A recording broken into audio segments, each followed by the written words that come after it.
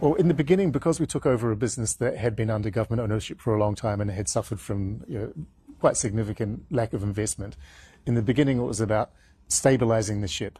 Then it was about preparing for quite significant growth. We've gone from less than 100 operating aircraft to more than 300 operating aircraft in less than 3 years. Then it was about sufficiency, making sure that we were able to staff and operate that much larger fleet effectively. Now it's about efficiency, making sure that the business is operating consistently, tightly, ultimately profitably, and making sure that the experience that the customer faces is consistent. The other priority, of course, is the customer experience. I've talked about the need to refit the legacy aircraft, particularly the wide-body aircraft. That is well underway. As I say, the narrow-body fleet will finish that process by the end of this year. The wide-body fleet will commence in earnest in July, which is less than a month away.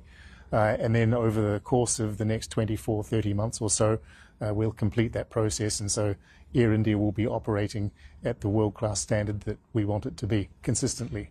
And the refitting, as you just mentioned, those airplanes have already been rolling out on your major routes. Is that correct? So we ordered 470 aircraft, the largest aircraft order in history. We added another 100 aircraft to that order last year.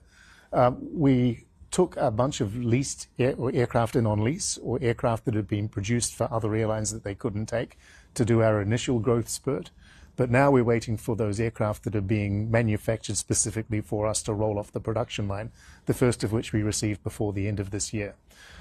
In that first growth spurt came a bunch of Airbus A350 aircraft, which we've been able to fit out in Air India colours and Air India product proposition. And those aircraft are now serving Delhi to London Heathrow and Delhi to New York City. They're doing exceptionally well. The customer experience is exceptionally highly rated. And they are really an example today of the future Air India that will be ubiquitous in 2 years' time. And, you mentioned the order, the 570, 470 plus 100. That's bigger than a lot of airlines' entire fleet that you have on order. Is that enough, though, given the projections that you're seeing in the future?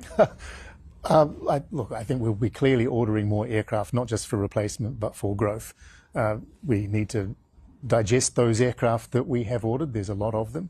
We're building the infrastructure in order to do so, whether it be the systems, the processes, the maintenance facilities we're building from scratch in Bangalore, the staff training facilities. We've built South Asia's largest facility for training of crew, which sees 2,000 people go through a day. We've got 22 flight simulators in the process of being activated.